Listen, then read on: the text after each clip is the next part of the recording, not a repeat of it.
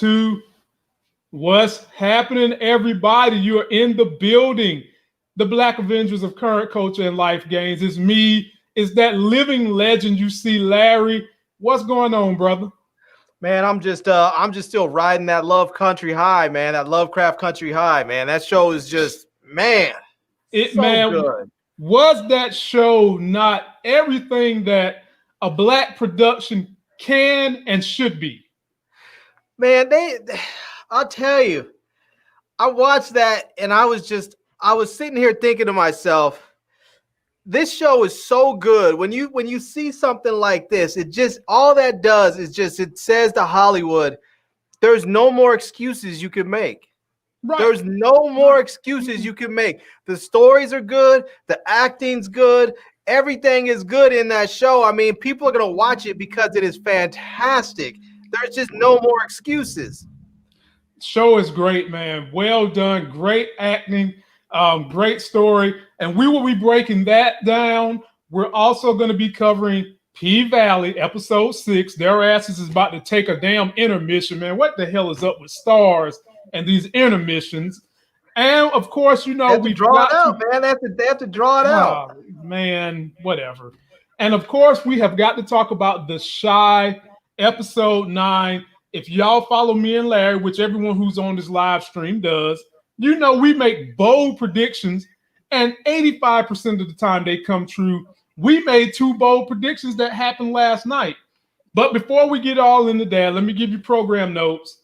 Pay or Wait Sharonda is supposed to be jumping on with us sometime within the near future.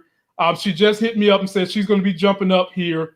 And we're going to cover Lovecraft Country first. We have to. That one's heavy on the weight. Then we'll bounce into The Chi, and we'll end on a melancholy note with some PValley. Larry. Before we go ahead and begin with Lovecraft Country, let me shout out everybody that's in here. Aiden, Trisha C., who is holding us down and making a whole lot of money, might I add you. Chris P., Cash Money, Spill the TTV. We're going to dive right on into Lovecraft Country, and we're going to start you guys off by letting you see a quick little snippet of what you missed. What's that book you've been reading about? It's about heroes who get to go on adventures, defeat the monsters, and save the day. Little boy from the south side of Chicago, the only tourist to get to do that. Boy.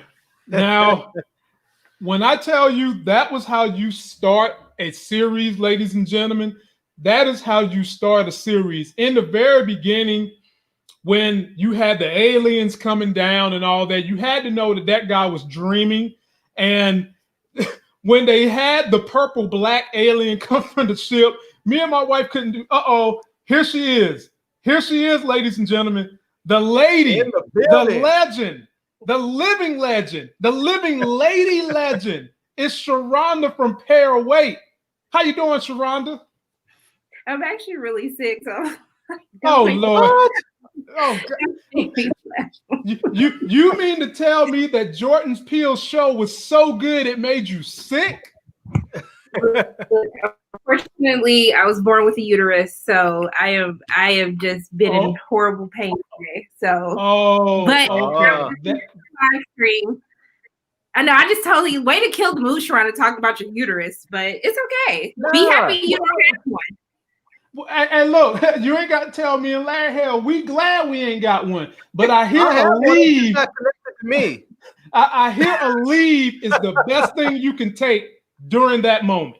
Look, I'm on pills. I got my heating pad. I'm ready. Let's do it. Well, since you have an audience that's been bugging me, when are you gonna bring back Sharonda? I was about to tell homeboy, I was like, look, man, ask her on a date, damn it. Golly. Yeah, you just I didn't. I was like, oh my God, I was totally sitting there and I was doing a live and they're like, aren't you supposed to be on the show? And I was like, dang, was I? I'm terrible. This is my man. It's all good. It's all good. We want to dive right on into it. So I'm going to go to you first, then I'm going to hit Larry. Give us your rundown in 3 minutes of how you felt about the very first episode of Lovecraft Country. Then we'll dive into it as a team. Okay, so y'all, it was a lot. It was a whole lot. I wasn't expecting all of this. Okay? I thought that I was just gonna get like a little racism, a little sci-fi, just a little sprinkle of the both. But once we got towards the end into the whole horror genre of it, I was just like, wow, like I didn't know that this is what they were going to be giving me, but I'm totally here for this. But for me, it was just more so like, oh my gosh, it is Black people doing all the stuff that Black people would do, that you want them to do in horror films, in sci-fi. They say the things that we want them to say. Like what I was yelling at the screen is what they were saying. I just felt like I was in Black Cabin. I love that. You were. Yeah, Larry, your turn, baby. Give us your first thoughts about the show. So I'll tell you, one of the first things that I noticed about that show was they finally made Journey Smollett sexy. I've seen her so many times where she's pretty. Most of the time she's cute. But she was finally sexy. She was sort of a badass. The way she was walking down the street and dipped her little glasses at them white bras looking at her, I was like, whoa, she looks like one of them chicks that will get you in all kinds of trouble. Oh, yeah, you better be glad you weren't walking down the street with her. Your wife would, boy. Larry always got some type of backhanded compliment. That wasn't backhanded. That was me loving her. That was me loving on her. I love me some Journey Smollett. Journey has been sexy plenty of times, okay? She been sexy. You better give her sexy props.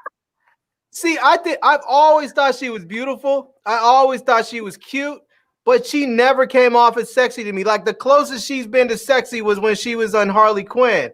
But even then, it was like, it seemed like they were trying too hard. For this one, she just came off as sexy to me, and I liked it because I still see, like, I felt some of her, like the cuteness they normally have with her, but it was a different vibe. Like when she came running out of that back room, talking about let's go, and ran straight to the car, and then she screamed at him and said, I'm Letitia fucking Lewis. I was like, woo!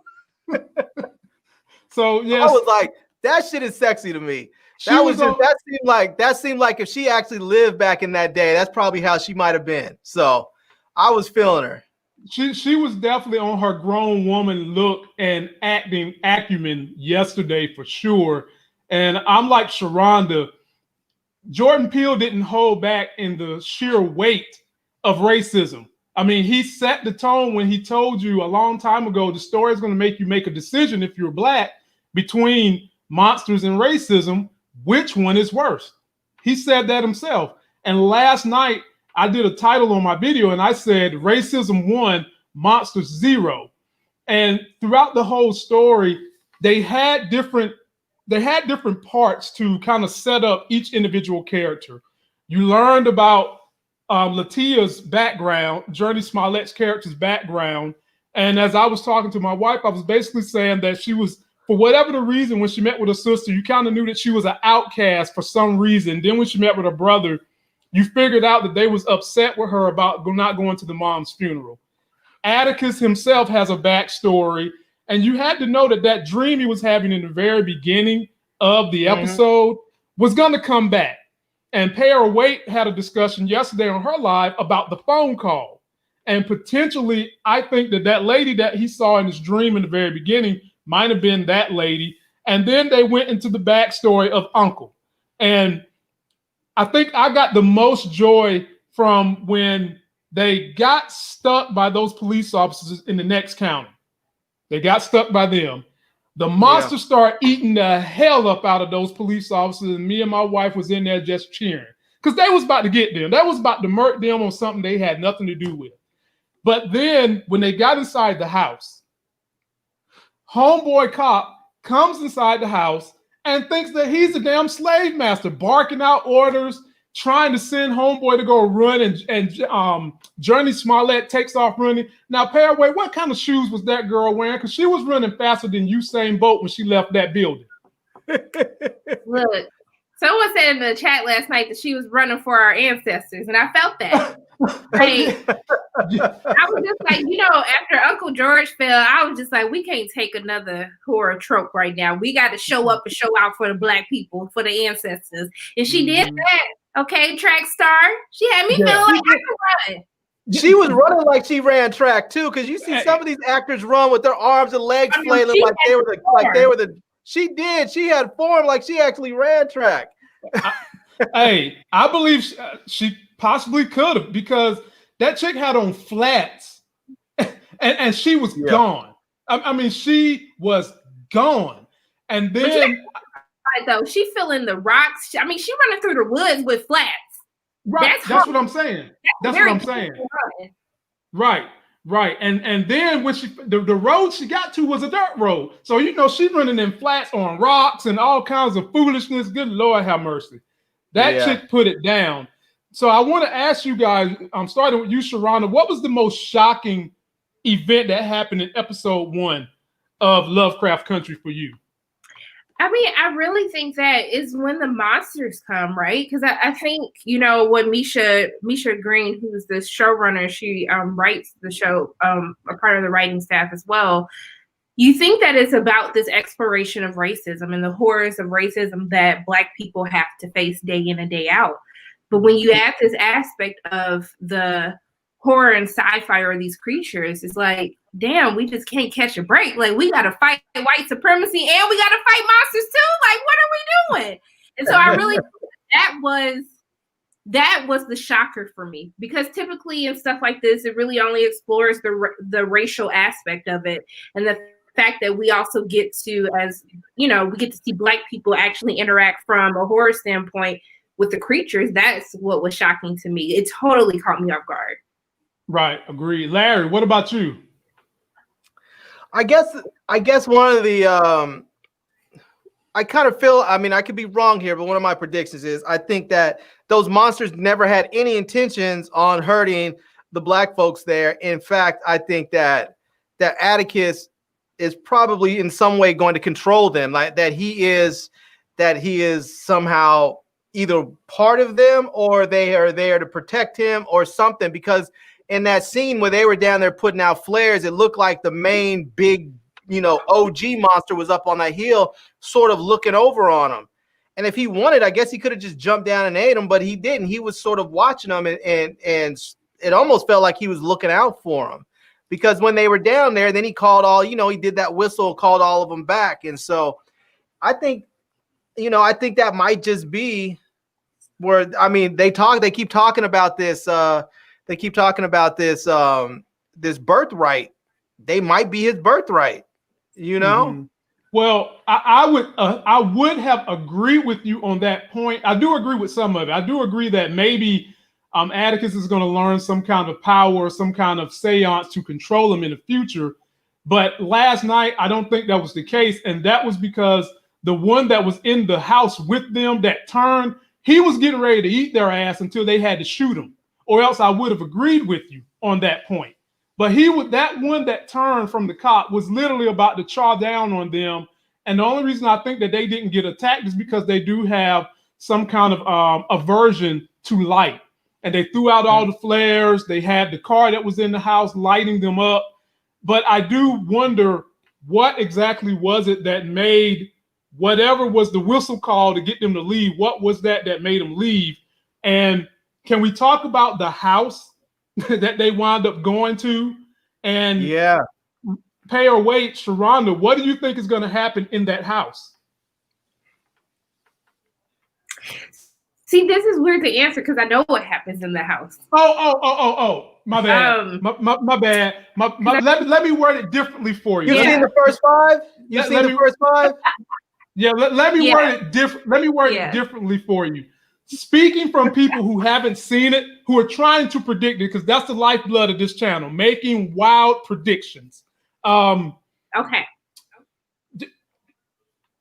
Is it would you say that the individuals who they met up with are more friendly or adversarial or anti-villains? Put it in that perspective.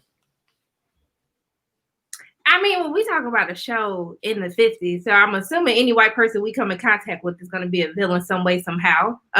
Okay, I think there you go. For the first, I think that, they just had this traumatic experience and and then they see these white people, they're just kind of like, what is happening? I think it's the initial thought of like, we can't trust anybody because we literally just got attacked by creatures and we're covered in blood and you acting like everything is okay. So I would say, welcome home. Right. I was like, I can't trust nobody who just has this normal reaction like, hey guys, I see you're covered in blood, but welcome home. I can't trust you. No. Yeah. Especially Black people during that era. Exactly. My man comes to the door like Jeffrey from the Fresh Prince of Bel-Air, like, come on in.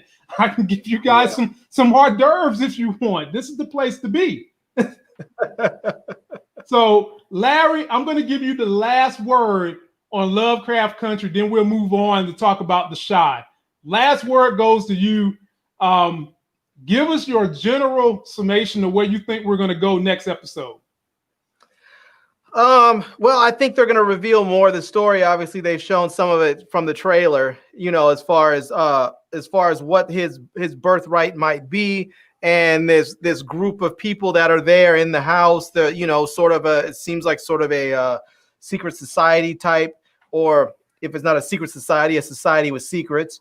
But, so I'm sort of interested in seeing how that develops because it looks like they may be the only Black folks in there. But yeah, I don't know.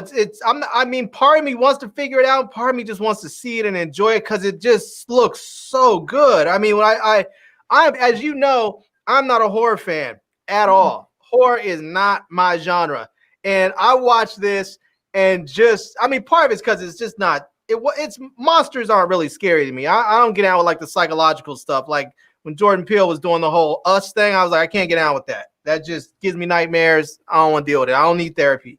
So, but it looks like it's so good. I just can't wait to see the next episodes. I'm about to hack Sharonda's, email so I can get that password to those screeners. Don't be getting me blocked. Huh? I said, don't be getting me blocked now. Oh man, Lord have mercy, boy. In any event, ladies and gentlemen, if you haven't seen it, it is a damn good show. Way to start it out. And if you haven't already subscribed to Sharonda's channel, what you waiting on? This is the first lady of reviewing. Go subscribe to her channel. As we now move on to The Chi, and I know it's a lot of people here for the meat and potatoes of The Chi. And Larry, I'm gonna bounce this one to you first because we made bold predictions on this channel about somebody getting pregnant and about somebody kicking the bucket, and we was right. Take your victory lap, sir. Give us your analysis of this very last episode. Well, as we know, that Lena Waithe was not going to let a Black man ride off into the sunset with his glory. And so after he did his due, she had to take him out. Because that's what she does. Lord have mercy. Larry, might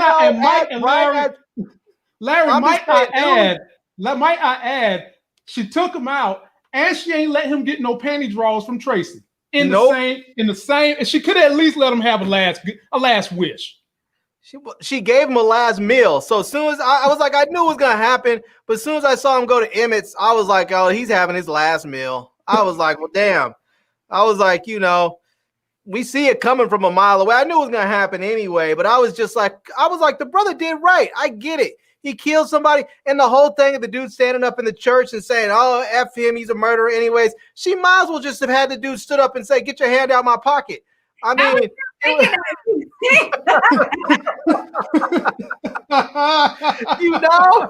I'm like, come on, man. So, I mean, don't get me wrong. The story is still entertaining to watch. It's sad to see him go out. We knew it was going to happen. I saw it coming a mile away. We knew it was going to it was either going to happen while he was rescuing Keisha or shortly thereafter. It just happened after. I kind of wish they would have let him have his full redemption and been able to leave and go off to this other city with his friends and go work. Because then, you would have had the opportunity then to bring him back. Like if, maybe he could have been with Jason's mom or something, if they decide they want to bring him back in a season or two. So I kind of wish they didn't kill him off. I mean, Ronnie did dirt, but he never liked what he did, and he always was repentant about it and struggled with it, and finally got to a place where he felt like he was able to live with what he was, what he had done in his past. And then they just killed him, and it was sucked. I didn't like it. I didn't like it. Understood. Sharonda, your thoughts? I think Ronnie's storyline was coming to an end regardless, right? I think in the beginning of the season, especially when Ronnie started drinking again, it was just like, Ronnie, we've seen this. Like, we've seen you, want to be good, and you're good for a little bit, and then you mess it up, and then you go back into, it's like a never-ending cycle. And so I think that while I wasn't expecting it, I did feel as though that Ronnie's storyline was kind of wearing thin. I think that, when we kind of brought up to Springfield, I was happy that, he was going to go and start a new life. But I think the purpose of him actually being shot and killed is that, he might have made peace and he might have found his redemption, but that doesn't mean that the people that he's affected, Coop's family, his friends, that doesn't mean that they've healed from it. Mm-hmm. And so I think that it's kind of one of those things where your ghosts always come back to haunt you, no matter how much progress you made, no matter how much, he found the Lord, found Keisha, and he was finally almost celebrated as a hero. But, your past still comes back to haunt you. And unfortunately, it resulted in his death. Well, is there any sympathy for the fact that Ronnie lost someone in the very first season of the show? No, I think there is. I mean, Ronnie is a very flawed and complicated character. It's like, on one hand, Ronnie get on my nerves. Every episode, Ronnie get on my damn nerves. I'm so sick and tired of Ronnie. I'm so sick and tired of being sick and tired of Ronnie, right? But you can't hate him. That's that they did a wonderful job of writing him, so that even when you're tired of him, you don't hate him. You still want to root for him. You want him to be better. And I think I think his character is probably one of the best explored characters that we've actually seen on the Chi. I think that's why it hurts so much to see him go at the same time, because we've been on this journey with him. Like, he was this drunk, homeless, alcoholic, killing people. We hated him. And then now, like, he's the one who saved Keisha, right? And while he broke apart one family, at the end of his arc, he made another family whole again. And so I think but I just think it was time for him to go. Do I wish he would have had the happy ending? Do I wish he would have got some from Tracy and then went off to Springfield and made a better life? I sure do. And now I feel bad for Tracy, because Tracy didn't get none. Tracy has lost yet another person. Mm-hmm. And nobody calls out, and got nobody to talk to that really understands what she's actually been through. And I also feel bad for Keisha too, because Ronnie was the only person that had an inkling of what Keisha went through. And so it's like, these two women have kind of lost the only person in the world who truly understands what they lost. Tracy lost her son. Keisha lost her innocence. And so now, like, they have no one that really understands them, the darkest parts of them. I think what's going to wind up having to happen, Tracy and Keisha are probably going to have to connect somehow, some way, and become each other's support system. Because the last conversation Keisha had with Ronnie was basically him telling her about how hard it is to get out of the city of Chicago. He's on his way to getting out, and he didn't make it. And when she finds that out, now she's dealing with a baby who could possibly be her anchor in Chicago. I really don't think that they're going to go down the abortion road, but I'm going to give that question to you guys in a second. Just because when they saw Keisha looking at her computer and the mom called her, just kind of looking at exploring the stages of birth. And I think that we might see a storyline coming with Keisha where, to deal with all the pain that she's going through, she might go through it having this baby as something that she has to take care of to give her love to, which catapults me into asking, I'm gonna start with you this time, Sharonda. How do you think it's going to go down with Keisha and the pregnancy? You shouldn't be mad at me. Uh-oh. I already saw the finale, so I can't answer the question. Damn it. Oh, you're done. I'm gonna give my opinion first. Yeah, go, Larry. Man, this girl. See, this is what I tell y'all. She get exclusives that us regular black folks can't get. She get all the exclusives. Right. Man. And then holds out on us. You know? She don't hold out. Can we get a link? She does not hold out. I'm going to say that she tries to hook you up. She tries to hook you up, but like I said, first lady of reviewing, y'all. Check out her channel. But go ahead, Larry. So personally, I think Keisha ought to go ahead and just get rid of it. She needs to go head over to the clinic, take care of it, be done. But if she has it, then she should have it and then let Duda adopt it. Duda and Candy can adopt it, and then there you go. Now they have the little baby because they're losing Jake, but now they'll have and they can have this baby and they can make it seem like they're just big heroes. Here we are. This young woman was in trouble because of this terrible thing that happened. So we took the poor little innocent baby in. There we go. I wish that honestly, this is for storyline purposes, not my personal feelings. But I do wish that her attacker would have survived, because I think that it would have been a very interesting topic to explore, because I remember watching this documentary about a lot of rape victims. Their rapists, they can actually get custody of their children. Like they can get visitation, they can get custody, and they have to obey that law. And so I think it would have been really interesting to delve into that. If Keisha decides to keep the baby, but the fact that she still has her rapist to deal with, because that's real. Like, that is really something that women have to deal with. Damn. Yeah. Damn. I did not know that. I learned something new every day. Yeah, it's not just women, though. It's not just women. Men have to deal with it, too. Right. I mean, in a different way, because imagine, no, I'm saying, I know but imagine. But imagine you meet a woman and she has a kid, and then you find out, it turns out that the baby that she has is because is from the result of a rape, and now the rapist gets out of jail. You have to deal with how do you make your wife feel safe? How do you deal with this in your family when this dude wants visitation and he's a fucking rapist? You know? I mean, it's an interesting theme that they could have explored, but I mean, at this point, he did. So, right. I'm glad she killed him. Because even I'm glad she did, because with all the trauma that she was going through with that, I would not want her always thinking maybe he's there. Like right now, what she's dealing is the psychological damage that she suffered, and I think she already realized that he's dead, and eventually she'll be able to move on. But if you know that dude's out there still in the world, you maybe can never fully move on. You're always frightened that he's going to be right around the corner. Well, now the dude's dead, so I'm glad she killed him. I'm glad he's done.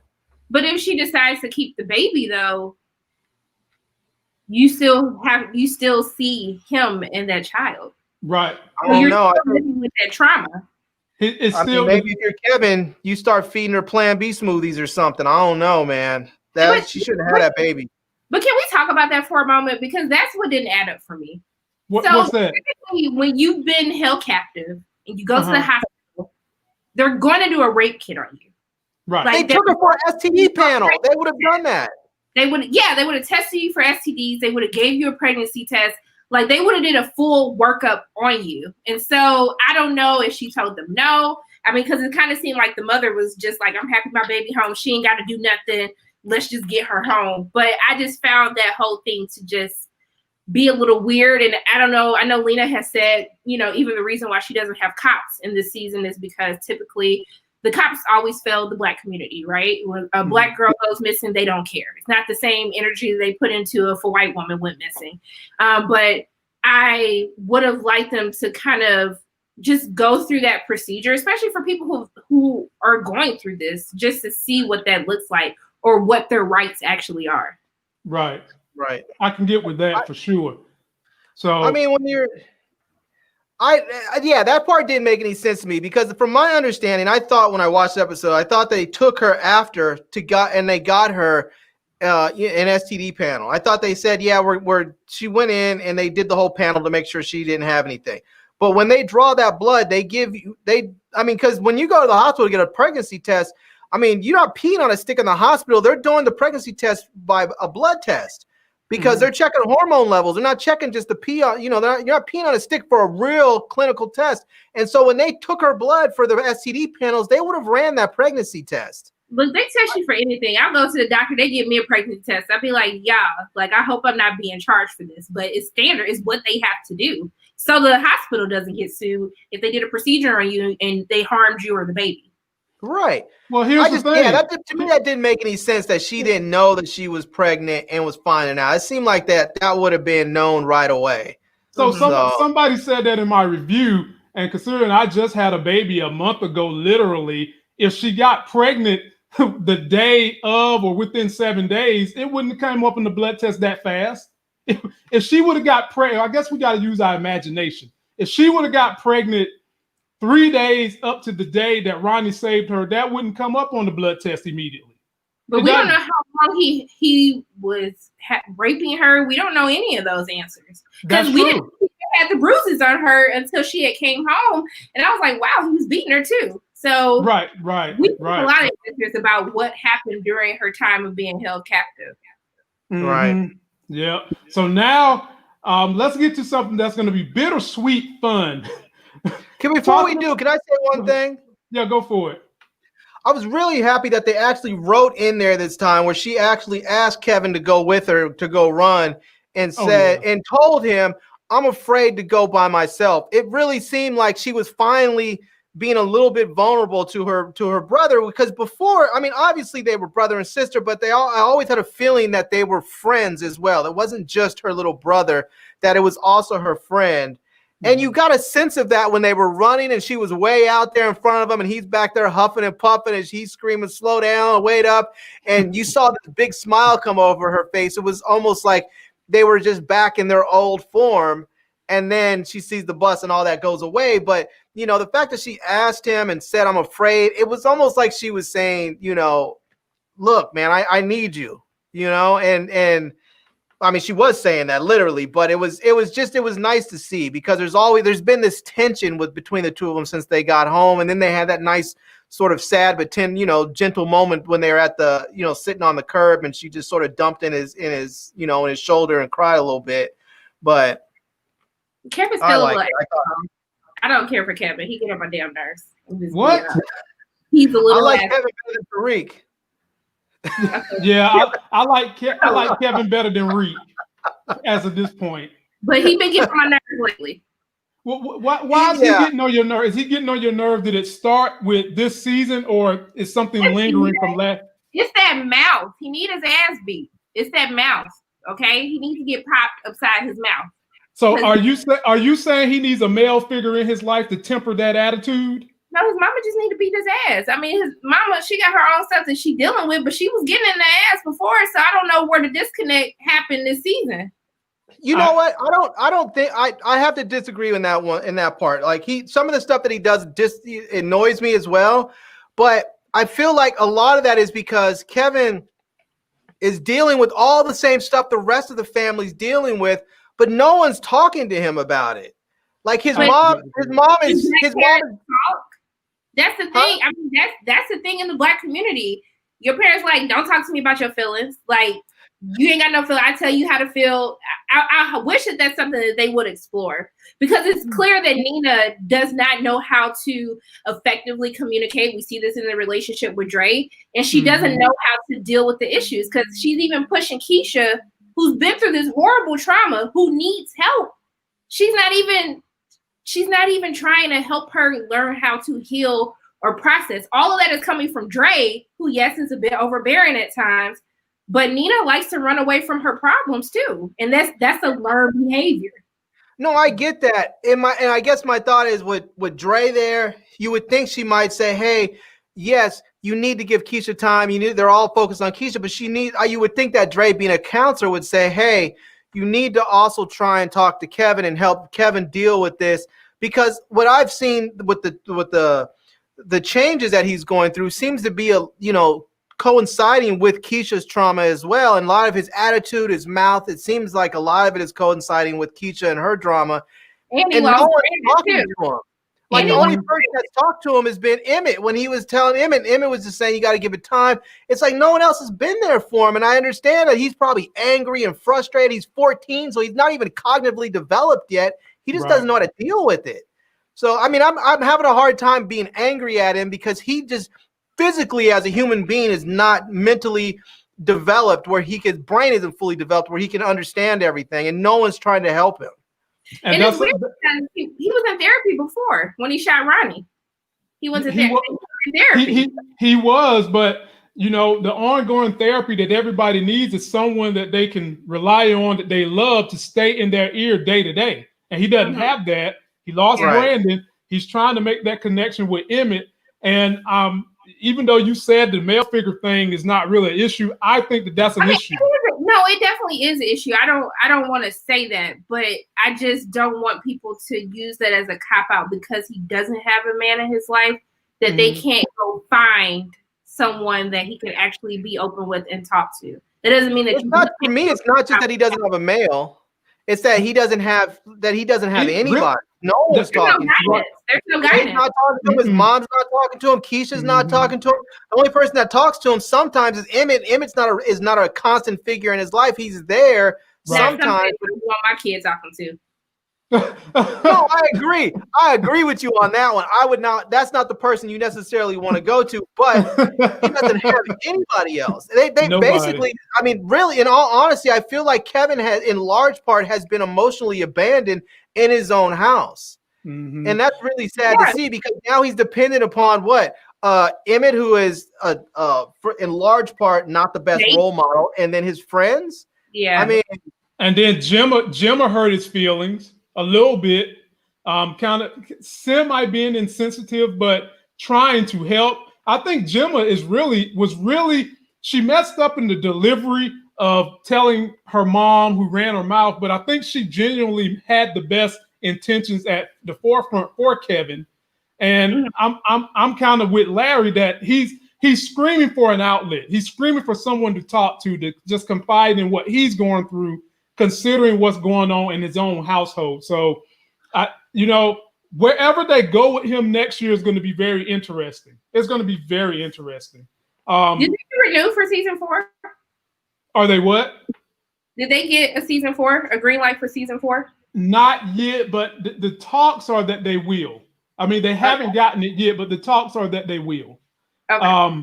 So she'll get a season 4 if she wants it. She'll probably get a season 5 if she wants it. I think so too. So that leads me to the quagmire that y'all are talking about, Mr. Emmett and his whole entire situation. Lord have mercy. That was the dumbest stuff. Come on, man. Okay, Larry, I'll give it to you first, and then we'll bounce the pair weight.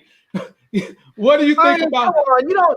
You don't go do some dirt, and so you think now, okay, if I get married, this will solve my problems. If I get married, then I won't do that anymore. You're going to be the same person as a single person as you are a married person. Now, you might decide that, okay, well, I'm single and not married. I'm not dating anybody, so I can go out on all the dates and mess around with all the women I want. But once you get into a relationship, the way he treated Tiff today, he's going to treat her the same way when they get married.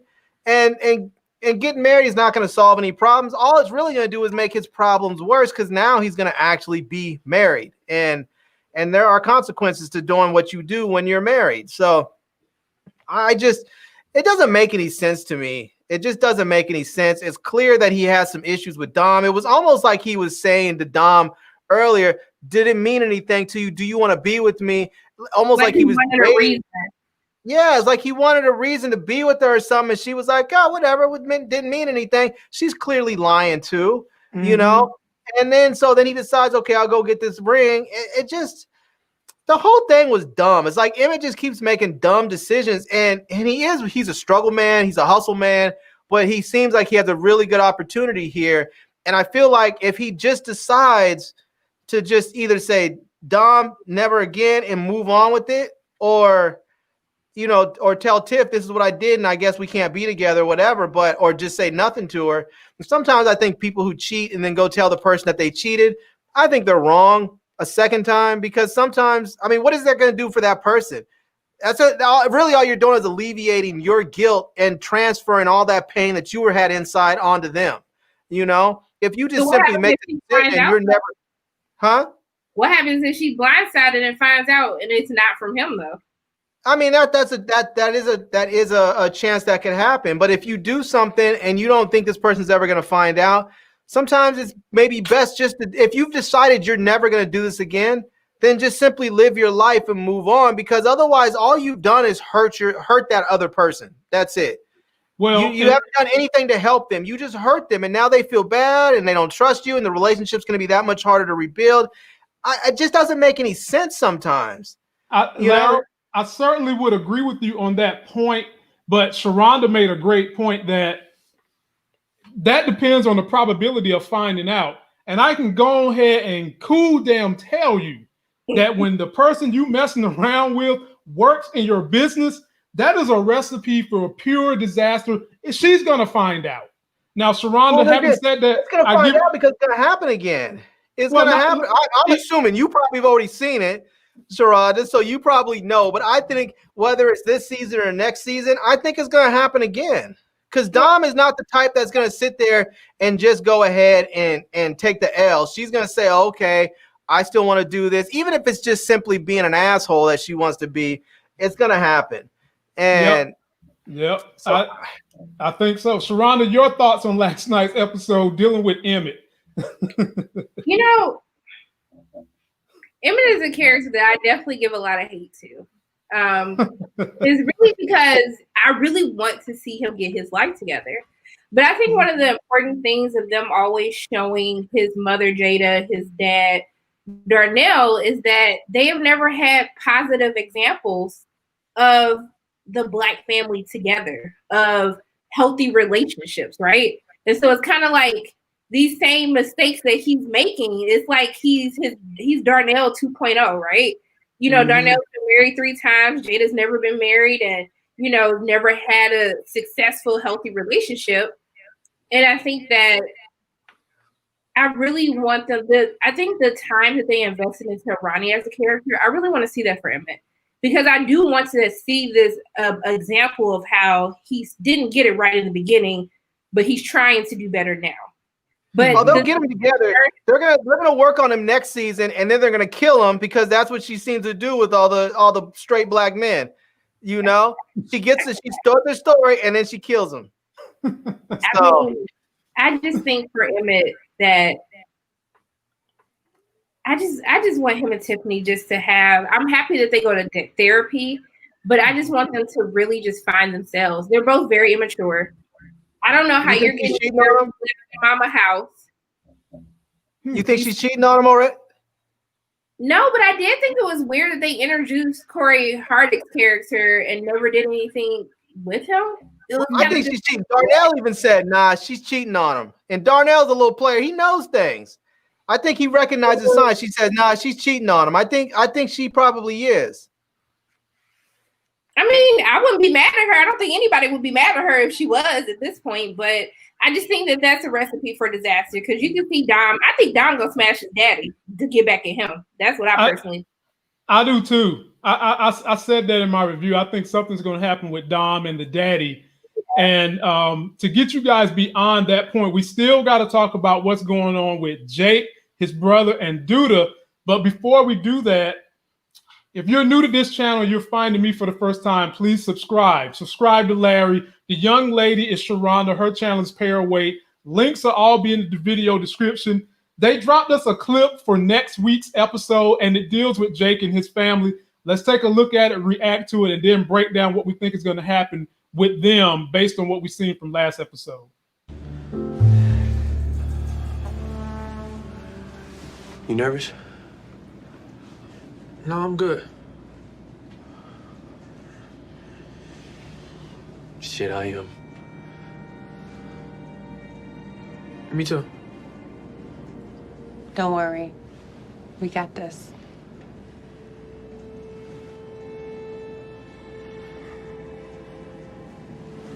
I don't care what that judge says. You always gonna be my family.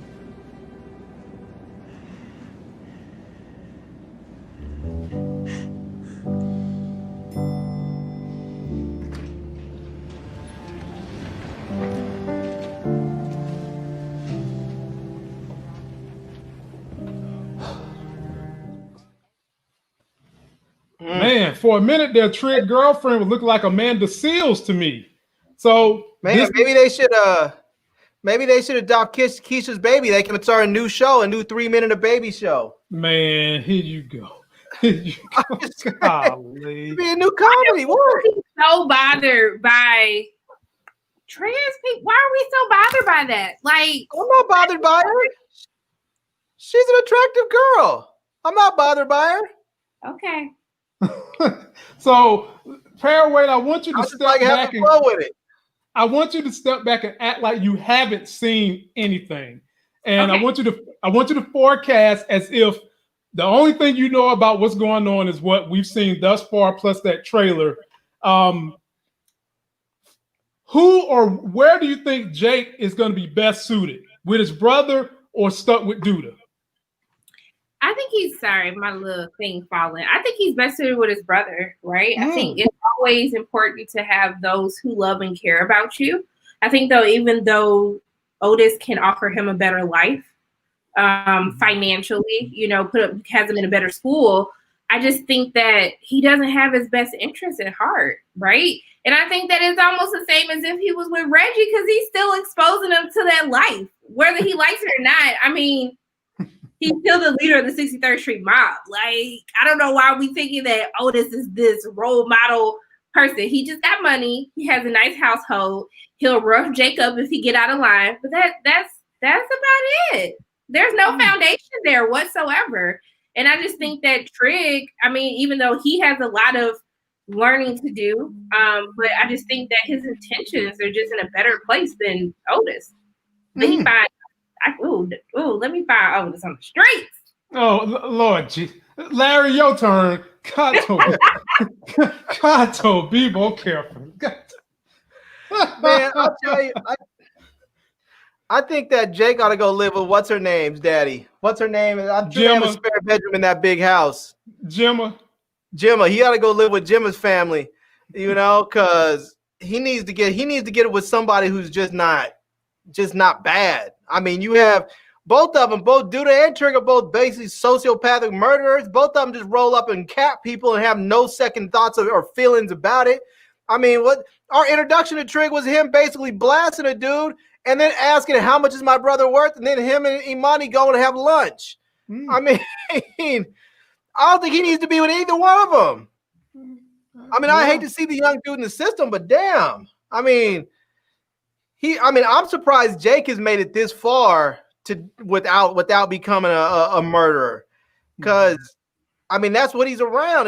I don't know. I don't like either one of them. I kind of hope he ends up someplace else. Maybe Kev's mom will take him in or something, You can forget that. But I feel where you're going with that, but he ain't going to be with Kevin. Maybe he need to go to Papa House and get with the church crowd. So here's this what could happen. That Keisha could leave. She could get herself in shape, still leave. She can get a scholarship somewhere, go to college. They'll have Keisha's room empty. And then after Trig gets locked up again from doing something stupid, and Duda maybe Duda gets killed or whatever, then Kev says, can Jake come stay with us for a while? And she says, yeah, he can come stay. And so now they live in the house together. Hey, we've made wild speculations before that have come true. I guess we'll just have to wait and see where this one goes. So I'm just saying, but between Dre, Jake, and Kev, I don't know what Nia's going to do with all that testosterone in the house. I mean, that's just a lot to deal with, especially in her fragile state. Well, ladies and gentlemen, we're going to put a period on The Chi, and we're going to move to the last thing we're going to review tonight, which is PValley episode 6. Crooked letter I. That guy, Lord, his love of Mississippi had to be. I love her too, but I'm sure Larry was not thrilled that she was kissing on Little Murder last night, and we'll dive into that in a minute. But Sharonda, I got to ask you first: have you seen any episodes extra of PValley? Please tell me no. I didn't watch my episode yet, so you're good. Okay, cool. Give us your review of PValley episode 6. What was your 2-minute synopsis of this last episode? I definitely thought that Mississippi was about to be Lil Murder's beard. I totally saw that entire thing coming. I like the theme of legacy, of especially with Corbin's whole thing of what he's been, because he's been talking about legacy for a long time since the episode we were introduced to him. And I like that we get to see more of Uncle Cliff and his family with Loretta Devine. I thought she was absolutely fantastic. But I was finally happy for Mercedes and Autumn to be friends. Like, dang, y'all been just beefing for no reason this whole season. I was just happy to see BFFs. That made me touch my heart. Yeah, well, you know, Mercedes got a little hate in her heart for light-skinned girls, and Mercedes doesn't want anyone to approach her throne as being the number one baddest bee in the club. So I kind of felt like that's what precipitated her not liking Autumn, but she did show her some love in some of the other episodes when she went to her crib and all that, trying to make up with her. But I was very happy to see them actually getting along and bonding when it came to them talking about their children. Larry, your 2-minute synopsis of yesterday's episode of P-Valley. Yeah, I mean, I like the way they just sort of glammed up Mississippi, because she was always pretty before, but they definitely amped her up a bit. And she's on some straight up social media addiction crap, boy. When she was dancing and all of a sudden she just started seeing likes and happy faces and all, that was like, she is on some social media highness right there. But I'm curious how Uncle Cliff is gonna feel about, you know, the whole thing with her and Lil Murder. I think he's gonna understand it, but he's probably not gonna like seeing it when when they're on video up there kissing and whatnot. And I wonder how Diamond's gonna feel, because we know that she's gonna hook up with Diamond in the next episode. So, you know, I'm curious how he's gonna feel about it. You know, because he's sort of been eyeballing her for a while. Mm-hmm. And the eyeballs is going to stay there. But she seems like she has a decent relationship with Diamond, so I think it's not going to be hard for her to explain to him what she's doing and why she's doing it. And I'm like Sharonda, I was so happy to see Loretta Devine in the show. It just made my heart smile. She is one of my all-time favorite people in Hollywood. She's so talented. And I'm not saying that the show wasn't legitimate, but having her in it just seemed to take the show to a next level for me, because she is just such a rich talent in Hollywood, and she played the hell out of her role. I'm a big fan of Uncle Clifford in this show. A lot of people don't like him because of their religious beliefs or what may have you, but he brings this show together. His quirkiness, some of his sayings, that accent, his behavior ties this thing together. And I don't see how he's going to be mad at Mississippi, because he's teaching these girls to do these things. I enjoyed the interaction he had with the chick that's working with the mayor. And I didn't even know she used to be in a strip club, but apparently she was slapping them cheeks down that pole from 6 feet to the bottom. And now she didn't. She didn't. She was the one that was in the back. She used to run the concession stand in the back. Okay. She was selling back there. Eloise, I think was her name. Okay, cool. Well, I'm glad to see that he was able to get through to her to get her back on his team. And I'm still trying to figure out, when Homeboy pulled the gun on Corbin, after he realized there was no bullets in it, the paper should have got torn up, and Homeboy should have had an ass whipping from hell coming to him. Yeah, somebody else talking. He was under duress. It can't even be a valid. The contract would have been invalid anyways. But still, you don't pull a gun on me to do. Man, that would have been a fight for me. I'm sorry. Beat the brakes off of them, but I guess they decided that he was drunk anyway, so like they definitely could have did it. Yeah. I'm glad Andre worked that out and changed it to Elise. So I'm glad he did. I'm glad he got his. I'm glad that he got his heart right and did that. And I think he did. Huh? You don't think the white boy's gonna put him in jail for that? That was so unnecessary to me. Like, you are an attorney. You should know that you are going to go to jail for that. You could have easily just argued in court that it was under duress, that he signed in the first place. But they so gung-ho on not losing this casino, that they just gonna do whatever they want to do when they want to do. Right, but the problem is that even if they went to court over it, they would have probably lost the property, because the contract would have been executed. they would have taken the property, built the casino, and all that would have happened in court is they would have had to have compensated him. So instead of maybe getting $6 million, maybe the courts would have said, well, he wanted more money, so over time it would have been this. So now they have to pay you $12 million. He may have got more money, but he still would have lost his legacy. He still would have, he just would have got more money over, out of the courts. But that is not what he wanted. He wanted the legacy. So I think it was important that Andre sort of showed who he was and showed up in that moment. And you're right. He put himself at risk. He could end up in a lot of trouble because of this. And I think part of the reason why he did it because he wants to stay there and fight through this because he wants to stay there and get with Autumn. I think he's looking for a reason to stay. I mean, part of it is because it's his home, but I think he also wants to stay because when his wife was talking about you need to come home and blah, blah, blah, he was like, I got to go, click, and was out. You know, I would love to know what has gotten them to the point where that marriage is where it's at right now. She's back in Atlanta taking care of patients. He's out trying to make a real estate deal, but trying to slide all up in Autumn's DMs. And I ain't talking about Instagram. And I want to know, this boy is going to get it from two different entities. Yes, the white guys are going to come for him, but the mayor is going to come for him too. I mean, how do y'all think the mayor is going to act when he found out he turned this into a lease deal? You think he's still going to be happy about this, Sharonda? Yeah, that's why he hung up on his wife. His wife didn't believe in his decision.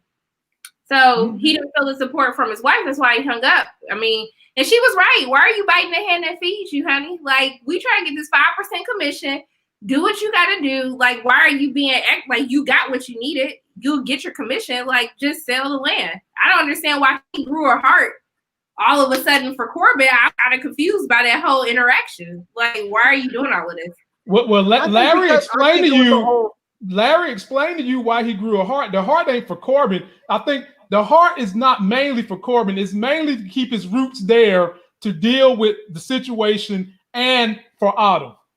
That's his home. He said, even his wife said, come home. He said, this is my home. And she said, no, it's not. Your home was in Atlanta. And then she kept trying to go on. He was like, gotta go, click. I think he really wants to stay in Chucalissa.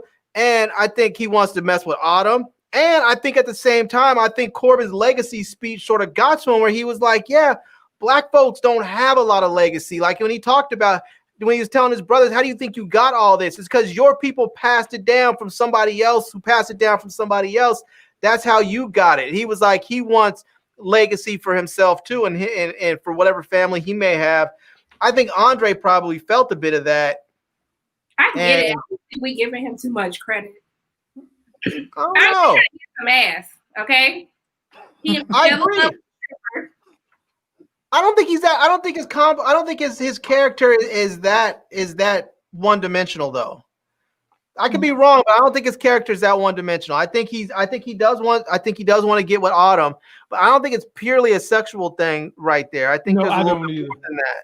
Mm-hmm. I mean, that's fine if he feels like he has a connection. The man is married. I'm not about to be like, right.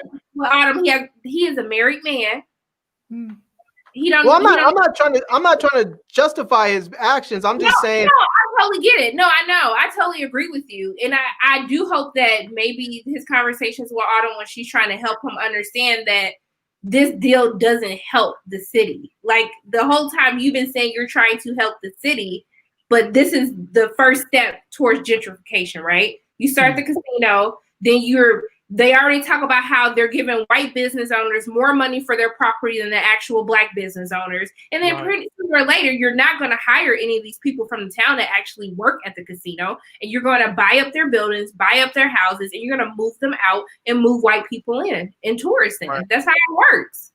So for me, like, and even though the whole idea of legacy, it might have gotten to him, it's like he still doesn't understand the bigger picture that these white people, the mayor, like they don't care nothing about the people here in the city. And this decision to have the casino, while it would help people if you actually kept their businesses open, you're really just starting the downfall of your city and its legacy. You're wiping their legacy and building a new gentrified legacy for the city. And it's short-sighted on the mayor's side because he should understand that once those people come in, they change the demographic of the city, they're no longer going to vote for him. They're going to vote for somebody else, and he's not going to have the power that he once had.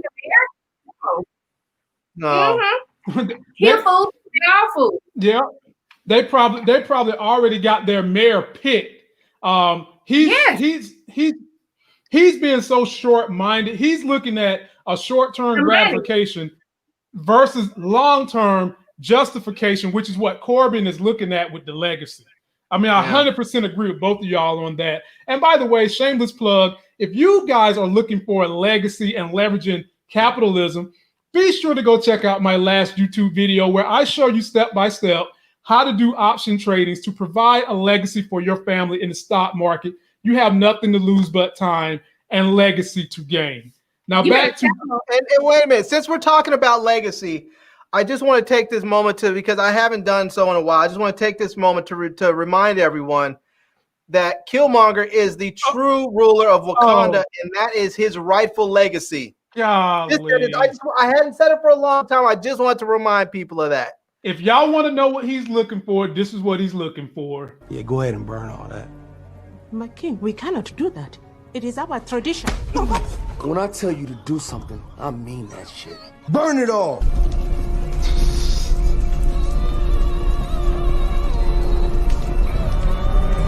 Golly. See? You happy now? You happy now? Now to finish off the PValley discussion, Sharonda, I give it to you first, then we'll hit you, Larry. Where do you want to see the last 2 episodes of this season go? They are taking next week off. Where do you want to see them go with the last 2 episodes of this season? Oh, they are taking next week off. Man, I actually get a break this week. Look at God. Why did he do it? Well, you still got the Shy and Lovecraft Country. Yeah, but see, I'm gonna try to record the Shy tonight, and then I'm done. I'm trying to eliminate recording on weekends. I'm trying to have a day to myself. I understand. I feel you. But I really want to see them talk more about. I wish they would. So I did get the tea, y'all. I did get the tea. So I interviewed Brandy, who plays Mercedes, and I asked her to confirm her age because I'm still caught up on. Wait! Time out! Hold up, man. You interviewed Mercedes, and you ain't think about, there's this black dude in North Carolina. He's about 5'8", 215, pretty lean when he wants to be. That does a YouTube channel. Who does nothing but talk about how he likes Mercedes before he bought a Tesla. You ain't think about doing a 3-way interview? I'm just playing. Go ahead. It was for the African American Film Critics Roundtable. So I know I'm teasing. You know I would have had you. I would have had you. But I asked her to confirm her age because we are really glossing over this. The fact that she got this 13. Is she 13 or 15? The baby. The girl, I think she's 13. She's 13. Yeah, I was just like, Mercedes, how old are you? And then she was like 20. Mercedes is 28. So I need to know the backstory on how a 15-year-old has a baby. And then, I need the story behind that. The woman that's raising her looks like she might be considerably older. Not considerably, but a good 10 to 15 years would suggest that maybe the man that got her knocked up was an older man. Yeah, he had an affair, but I'm trying to figure out how do you have an affair with a 15-year-old? And not go and not no penance, no jail, no nothing. Yeah, it's the South. They don't really care about what happens to black girls. So that's true. I want them to delve into that. Like I don't know if they will in the last 2 episodes, or at least if we can have some resolution between this Montavious dude and how he ties in with Haley. It seems that's the route that they're going for next week's episode with Montavious and learning a little bit more about her backstory. And I guess that would be the main thing that I would want to see them explore because they've shown all these flashbacks and we still don't know nothing about this girl. We don't know where she get all this money from. We don't know. I still don't even know what the hell her real name is. I just need answers about all. We saw it on the very last scene. We saw it where it's Haley Canton. But how we know that's her real name? I don't think we have identities. But that's why I want to see them wrap up in these last 2 episodes, because I'm not doing no more flashbacks. Larry, last word goes to you, man. Where do you want to see them go with the last 2 episodes? And that was a great commentary, Sharonda. I want to know about. I'm tired of seeing the flashbacks too. I want the story. And Larry, what do you want to see happen on the last 2 episodes? Man, I want to see Mississippi continue to go down her social media path, and then she runs into a channel called Today I Feel Like and calls me up and says, "Yo, can you come down and film and do an episode with us?" And so I go into the studio and I'm hanging out at the club with them, and we're just up there, and we put out a new episode called Crooked Letter, Humpback, and that's it. And then So if you do that, since you got to come down my way, can I come? I can drive. It ain't gonna cost us no gas if I drive. Can I drive the car?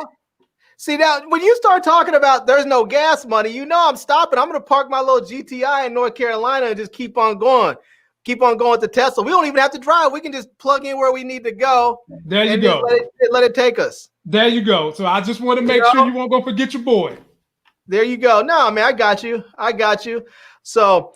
Now, I would like to. I'm curious to see what happens with, with Diamond and Mississippi. I know that something's going to happen with those two. I don't know exactly what it is. Somehow, Mississippi's dudes has to get dealt with, and I don't know how it's going to happen because you can't really just go and kill a white dude in Mississippi and expect that you're going to be all right. I don't know. Maybe you need to take him on a road trip someplace, and leave him in a swamp or something. I don't know, but.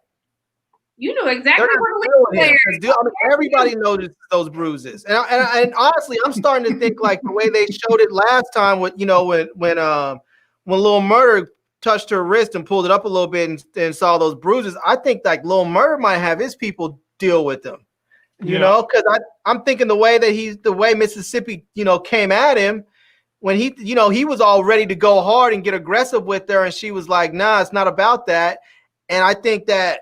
He really appreciates who she is now and seeing that that this is someone I can expect to be loyal to me. I think she might show up with a black eye or some bruises, and he might put his people on that dude. So I don't know.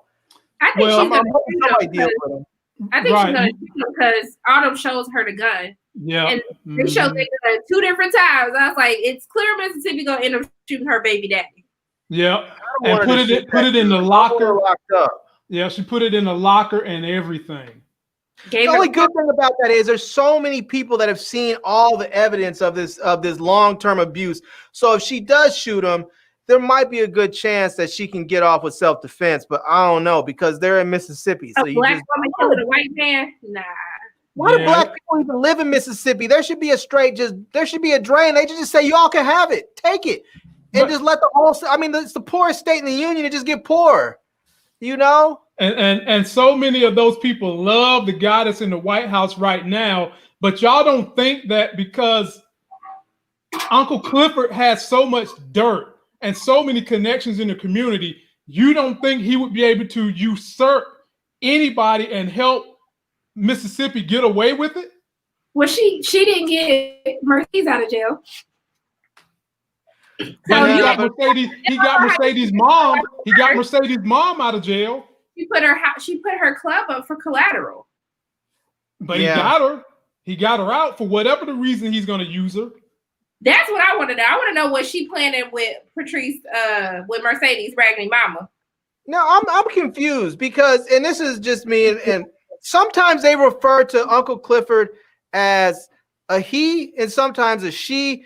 And I'm confused on what his preferred pronoun is. I interviewed Nico, who plays Uncle Cliff, and he confirmed that she's. Because I was confused too. I was like, "Now hold up, y'all said he last episode, then the sheriff said she in the previous episode." So then I started calling her she, but he confirmed that Uncle Cliff goes by she and her, her pronouns. Okay, so hey, I didn't know in the chat. Well, ladies and gentlemen, that's going to conclude this explosive review of 3 great shows. Again, if you haven't subscribed, join Sharonda at Paraway, join my man Larry at his channel, and be sure to subscribe to me because you get a lot of content from this channel. I will pay her way at the footsteps of her feet next Sunday to come back and review only 2 shows with us next Monday, if she can fit it into her schedule. Be sure to show her some love, show Larry some love. And until that next Sexy as Hell video, we will all see you. Peace.